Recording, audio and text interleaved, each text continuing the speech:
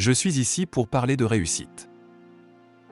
La première règle du succès est d'avoir une vision. Vous voyez, si vous n'avez pas de vision de l'endroit où vous allez et si vous n'avez pas d'objectif clair d'où vous allez, vous irez tout droit à la dérive et vous n'aboutirez jamais à rien. Comme vous le savez, je suis né en 1947 en Autriche après la Seconde Guerre mondiale. J'ai donc eu beaucoup de chance que j'ai trébuché sur ma vision. Et je n'aimais pas vraiment l'Autriche quand j'ai grandi. J'avais hâte de sortir de là. Je ne me voyais pas devenir agriculteur ou un travailleur dans une usine ou quelque chose comme ça. Même si mes parents voulaient que je reste là-bas et avoir une vie normale. Mais c'était leur vision, pas la mienne. Ma vision était totalement différente. J'ai senti que j'étais né pour quelque chose de spécial, pour quelque chose de particulier. Pour quelque chose d'unique, pour quelque chose de grand. Un jour, je suis allé à l'école, je me souviens que j'avais 11 ans et ils ont projeté un documentaire sur l'Amérique. Dans ce documentaire, ils ont montré les immenses gratte-ciels, les immenses ponts, les autoroutes à 6 voies, et toutes ces choses, et je me suis dit que c'était là que je veux l'être. Je ne veux pas être dans un coin avec ces petites fermes et ces petits bâtiments. Je veux être en Amérique. Un jour, après l'école, je suis passé devant un magasin de Graz. Je suis donc entré et j'ai regardé autour de moi, puis j'ai vu un magazine.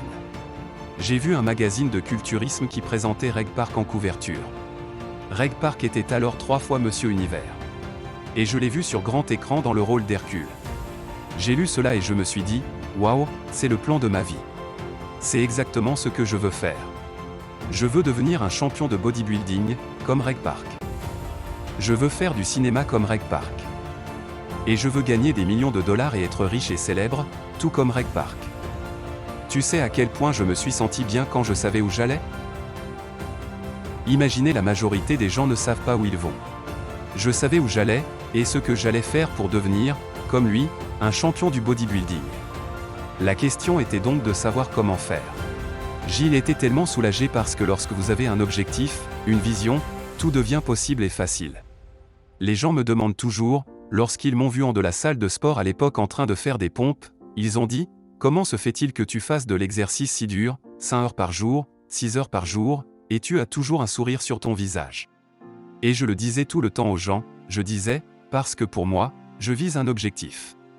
En face de moi se trouve le titre de Monsieur Univers. Ainsi, chaque représentation que je fais me rapproche pour atteindre cet objectif et faire en sorte que cet objectif soit atteint. La vision se transforme en réalité sur chaque série que je fais, chaque répétition, chaque poids que je soulève me rapproche un peu plus de l'objectif que je me suis fixé, transformer cet objectif en réalité. J'avais hâte de faire un autre squat de 500 pompes. J'avais hâte de faire encore 2000 répétitions. 2 redressements assis. J'attendais avec impatience le prochain exercice. À l'âge de 20 ans, je suis allé à Londres et j'ai gagné le concours de l'univers en tant que plus jeune mystère univers de tous les temps. Et c'est parce que j'avais un objectif. Laissez-moi vous dire une chose, visualiser votre objectif et le fait de s'y atteler rend les choses plus amusantes. Il faut avoir un but, quoi que l'on fasse dans la vie. Il faut avoir un but. 74% détestent leur travail en Amérique. La situation n'est pas très différente en Europe. La majorité des gens n'aiment pas ce qu'ils font. Parce qu'ils ne le font pas vraiment parce qu'ils n'avaient pas d'objectif et qu'ils n'ont pas suivi cet objectif. Ils se contentent de dériver sans but et, tout à coup, ils se retrouvent dans une situation où ils ne sont plus en mesure de se déplacer. Il y a un poste à pourvoir et ils l'obtiennent parce qu'il faut travailler. Mais quand on travaille, c'est une corvée. C'est du travail. Ce n'est pas amusant. Ainsi, si l'on considère qu'un quart seulement des personnes aiment vraiment ce qu'ils font dans la vie. C'est incroyable si l'on y réfléchit. Je me suis donc senti béni de savoir ce que j'allais faire. C'est comme un étudiant en médecine qui étudie et sait qu'il veut devenir médecin. Vous savez où aller. Il en va de même en politique. Je me souviens qu'en politique, j'avais une idée très claire de ce qu'il fallait faire. Vision, que je serais le leader de la Californie. Je n'ai pas pu aller plus loin, car je suis né à l'étranger. Je n'ai donc pas pu me présenter aux élections présidentielles. Le fait d'être gouverneur du 5e plus grand État, de l'Amérique, je devrais dire le plus grand État, la 5e plus grande économie dans le monde, était pour moi vraiment le titre suprême, l'accomplissement suprême en politique. Alors même si les gens sont venus me voir et m'ont dit vous n'allez jamais le faire. Je me suis présenté au poste de gouverneur et, 2 mois plus tard, je suis devenu gouverneur de l'État de Californie. Encore une fois, c'est parce que j'avais une vision très claire de ce qu'il fallait faire. Je vais le faire avec la Californie. C'est donc la règle numéro 1, avoir une vision. La règle numéro 2 est de ne pas écouter les récalcitrants.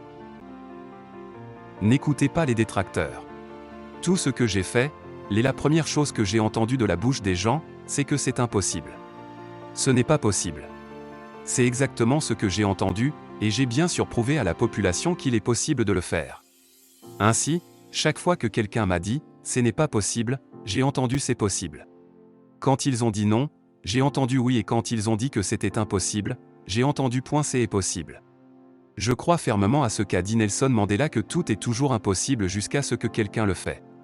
Eh bien, je suis celui que je me suis dit. Je vais le faire et je vais le leur montrer. Peut-être qu'il n'a jamais été fait auparavant, c'est tout à fait normal, avec moi ça se fera point, mais je n'ai pas écouté les récalcitrants. C'est une question de travail acharné. Je me suis dit, en bodybuilding, j'ai fait de la musculation 5-6 heures par jour. Je vais faire la même chose pour la comédie. Et bien sûr, je suis allé à l'université pour étudier en anglais.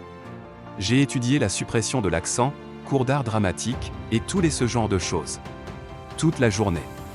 J'ai travaillé et j'ai travaillé et j'ai travaillé. En peu de temps, j'ai réalisé un film intitulé Hercule à New York, qui est bien sûr allé directement dans les toilettes. Mais cela ne m'a pas découragé. J'avais toujours la même vision. Et puis, tout d'un coup, j'ai fait Street of San Francisco.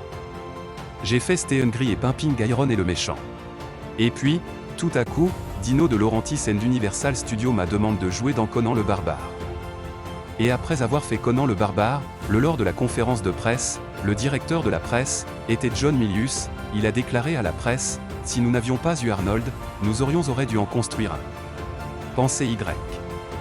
Le corps même qu'ils ont dit ne pourra jamais être vendu car le moment est mal choisi. Quelques années plus tard, je fais Conan le Barbare et il a été le premier succès de l'année. Le film est sorti au cours de l'été et a fait un tabac au box-office de 82. Et le directeur dit, si nous n'avions pas eu Arnold et si on n'avait pas eu son corps, nous aurions eu à construire un. Tout d'un coup, mon corps est devenu un actif et non un passif. Il en a été de même pour Terminator. Une fois le tournage de Terminator terminé, Jim Cameron a dit à la presse, si Arnold ne voulait pas ou n'avait pas eu cet accent et d'avoir parlé comme une machine, c'est que le film n'aurait pas fonctionné. Le corps et l'accent qu'ils ont attaqué au début de ma carrière étaient devenus un atout. Mais je n'ai pas écouté ces perdants. Je ne les ai pas écoutés du tout. La réalité, c'est que vous ne pouvez pas vous permettre d'écouter les opposants, il s'agit donc d'une leçon importante pour chacun d'entre vous. Ainsi, lorsque quelqu'un dit non, c'est une idée stupide, vous n'avez pas besoin de le dire en face, mais dans votre esprit, juste se dire, tais-toi, espèce de trou du cul. Qu'est-ce que tu sais ?